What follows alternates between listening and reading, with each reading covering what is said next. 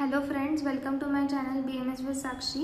आज आपण पदार्थ विज्ञानमधील अनुमान प्रमाण त्याच्यातील खूप इम्पॉर्टंट टॉपिक पंचवाही वाक्य हा टॉपिक कव्हर करणार आहोत, जो आपल्याला युनिव्हर्सिटी एक्झाममध्ये SAQ विचारला जाऊ शकतो।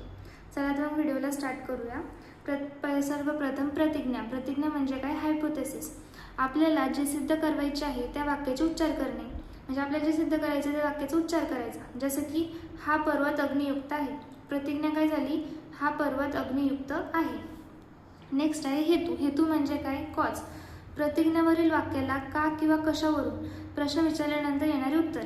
म्हणजे आपण आता बोललो प्रतिज्ञामध्ये काय बोललो आपण की हा पर्वत अग्नियुक्त आहे, मग हेतूमध्ये कॉजमध्ये विचारायचं की धूर आहे का पर्वतावर अग्नियुक्त आहे, तर का आहे, कसं काय आहे, तुम्ही कसं काय असं सांगते की पर्वत अग्नियुक्त आहे म्हणून, असं आपण हेतूद्वारे प्रश्न विचारला।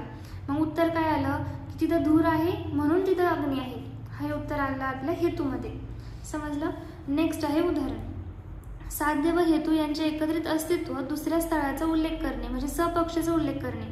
आता हे बघा, जसे स्वयंपाकघरात जेव्हा जेव्हा धूर असतो तेव्हा तेव्हा अग्नी असतोच। आपण प्रतिज्ञामध्ये काय केलं की जे वाक्य सिद्ध करायचे त्याचा उच्चार करायचा, हा पर्वत अग्नियुक्त आहे।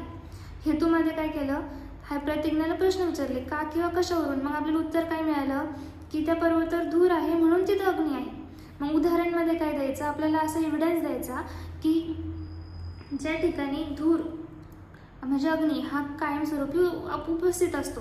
मग आपलं उदाहरण काय? स्वयंपाकघर। स्वयंपाकघरामध्ये जेव्हा जेव्हा धूर असतो तेव्हा तेव्हा अग्नी हा असतोच। नेक्स्ट आहे उपनय। उपनय म्हणजे काय? Compare with the evidence. आता जे एव्हिडन्स आपण बघितलं की स्वयंपाकघर, त्याच्यासोबत कंपेअर करायचं कसं, तर त्याचप्रमाणे इथे सुद्धा व्याप्तीने युक्त हेतू आहे, त्याप्रमाणे हा पर्वत सुद्धा अग्नियुक्त अशा धुराने युक्त आहे हे आपल्याला समजते। आता कंपेअर केलं एव्हिडन्ससोबत प्रतिज्ञा, हेतू आणि उदाहरण। मग स्वयंपाकघरात जिथे जिथे धूर असतो तिथे अग्नी असतोच।